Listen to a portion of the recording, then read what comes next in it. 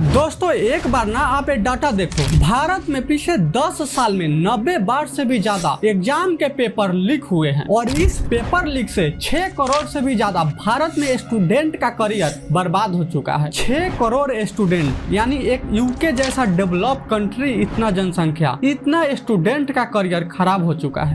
Across the country, thousands of SSC aspirants are protesting today, demanding fair exams and objecting to exam centers set at extremely far locations, causing hardship. और इसी paper leak मुद्दे के कारण पिछले कई दिनों से सोनम वांगचुक दिल्ली के जंतर मंतर पर भूख हड़ताल पर बैठे हुए हैं और वो भी बिना कुछ खाए, बिना कुछ पिए, बिना किसी पर्सनल फायदा के। Climate activist Sonam Wangchuk has entered the 7th day of his indefinite hunger strike at Delhi's Jantar Mantar, with supporters claiming his health is deteriorating rapidly. The Cockroach Janta Party, or CJP, says Wangchuk has lost around 5 kilograms since the protest began. The group is demanding the resignation of Union Education Minister Dharmendra Pradhan.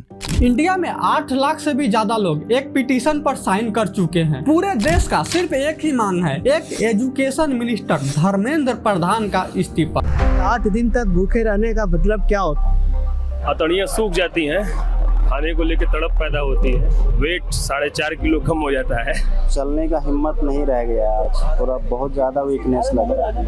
8 दिन का भूख हड़ताल या उससे ज़्यादा, जब तक ये शरीर अलाउ करेगा तब तक इस भूख हड़ताल को चलाया जाएगा। और एक तरफ एजुकेशन मिनिस्टर धर्मेंद्र प्रधान अभी भी अपने कुर्सी से चिपका हुआ है, अभी भी अपने कुर्सी पे बैठा हुआ है जैसे कि कुर्सी उसकी बाप का हो। तो फिर आज सिर्फ सवाल धर्मेंद्र प्रधान से नहीं, आज का सवाल उन सरकार से भी है जो लाखों स्टूडेंट के करियर बर्बाद होने के बाद भी धर्मेंद्र प्रधान का इस्तीफा नहीं ले रहा है। चलो पहले इमोशन पे नहीं जाते हैं, पहले थोड़ा सा फैक्ट देखते हैं। 2019 के बाद भारत में 19 स्टेट में 64 एग्जाम और भी बड़े एग्जाम के पेपर लीक हो चुके हैं और इसमें 45 सरकारी एग्जाम वाली वैकेंसी के पेपर थी और 27 ऐसे एग्जाम है जिसको कैंसिल कर दिया गया या फिर टाल दिया गया। और पिछले 10 साल में 48 ऐसे एग्जाम है जिसको दोबारा कराना पड़ा और 22 ऐसे एग्जाम है जो होने से पहले, एग्जाम देने से पहले ही रद्द कर दिया गया। और यह कोई एका दुका घटना नहीं है, यह हर साल सेम पैटर्न दोहराने वाली घटना है। Across the country,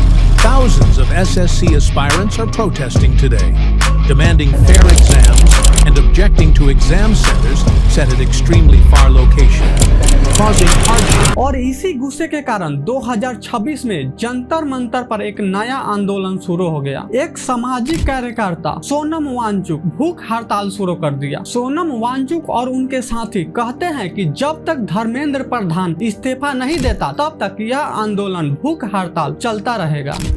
hello everyone, आज सोनम सर के हंगर स्ट्राइक का 7th डे है और अभी उनका मेडिकल चेकअप हुआ है जिसमें पता चला है कि उनका 5 किलो से ज्यादा वजन कम हो चुका है। उनका ब्लड प्रेशर लगातार कम होते जा रहा है और शुगर भी कम होते जा रही है। सो मेरी गवर्नमेंट से रिक्वेस्ट है, प्लीज आप लोग धर्मेंद्र प्रधान के अगेंस्ट एक्शन लीजिए। सोनम सर का कहना है कि जब तक गवर्नमेंट धर्मेंद्र प्रधान पर एक्शन नहीं लेती वो अपनी हंगर स्ट्राइक जारी रखेंगे। ऐसा आप सोचो कि यह भारत में सिर्फ चंद लोगों की गुस्सा नहीं है, भारत में 8 लाख से भी ज्यादा लोग इस्तीफा वाले पिटीशन पर साइन कर चुके हैं। पूरे भारत चीख चीख के कह रहा है कि धर्मेंद्र प्रधान इस्तीफा दो। दिल्ली से लेकर के लखनऊ, बिहार, पंजाब, यूपी, हर जगह के स्टूडेंट सड़कों पे हैं। और बस इतना ही नहीं, अभी तक पेपर लीक के डिप्रेशन की वजह से भारत में 17 से भी ज्यादा स्टूडेंट आत्महत्या, सुसाइड कर चुके हैं। तो एक तरफ 6 करोड़ से भी ज्यादा स्टूडेंट का करियर खराब हो चुका है सिर्फ पेपर लीक होने से। 17 से भी ज्यादा स्टूडेंट सुसाइड कर चुके हैं। 8 लाख से भी ज्यादा लोग पिटीशन को साइन कर चुके हैं कि धर्मेंद्र प्रधान इस्तीफा दो। और बहुत सारे लोग अभी भी भूख हड़ताल पर जंतर मंतर पे बैठे हुए हैं। और दूसरी तरफ एक कुर्सी जो अभी तक नहीं मिली, धर्मेंद्र प्रधान अभी तक इस्तीफा नहीं दिया। यही असली सवाल है और यही असली राजनीतिक है। लेकिन अब जरा आप एक नेता के के माइंडसेट से सोचो, अगर आज धर्मेंद्र प्रधान इस्तीफा दे देता है तो डायरेक्ट लोगों के बीच मैसेज जाएगा, लोगों को समझ में आने लगेगा कि सरकार मान रही है कि सरकार से गलती हुई है और लोगों का प्रेशर सरकार पर काम करने लगा है। और भारत की राजनीति में कोई भी सरकार, खास करके चुनाव के बीच में, ऐसा कभी नहीं करना चाहेगा, और चाहे पूरा देश बर्बाद भी क्यों ना हो जाए। सरकार यह मैसेज कभी नहीं देगा कि सरकार झुक गई और लोगों के सामने, इसीलिए हर बार सिर्फ एक ही स्क्रिप्ट चलती है। पहले एग्जाम के पेपर के साथ गड़बड़ी होती है, फिर आउटरीच होता है और फिर एंड में कार्रवाई के नाम पर 2 से 3 छोटे अफसरों को ट्रांसफर कर दिया जाता है और बस खेल खत्म। मतलब कि पूरे देश के डिमांड पर एक मंत्री इस्तीफा नहीं दे रहा है, लेकिन एक मंत्री की वजह से 6 करोड़ से भी ज्यादा स्टूडेंट के करियर खत्म हो चुका है और 17 से भी ज्यादा स्टूडेंट सुसाइड कर चुके हैं। लेकिन जिम्मेवारी कभी भी मंत्री अपने ऊपर नहीं लेता है और बस खेल यही खेलता रहता है। अब एक सीधा बात, अब 10 साल में 90 बार से भी ज्यादा पेपर लीक हुआ, 90 बार से भी ज्यादा सेम गलती को दोहराया गया, 6 करोड़ से भी ज्यादा स्टूडेंट का करियर खत्म हो गया, 17 से भी ज्यादा स्टूडेंट सुसाइड कर लिए, और इसके बाद भी एक मंत्री अपना इस्तीफा नहीं दे रहा है, तो फिर यह एक सिर्फ मंत्री की गलती नहीं है, पूरा सिस्टम की गलती है। और अगर सिस्टम की गलती हो तो जवाबदेही सिर्फ नीचे वाले ऑफिसर का नहीं होता है, जवाबदेही उन कुर्सी पर भी जाता है जहां से सरकार चल रहा है। बीजेपी नेताओं का कहना है कि पेपर लीक के पीछे कुछ गैंग और माफियाओं का हाथ होता है और उस गैंग और माफियाओं को,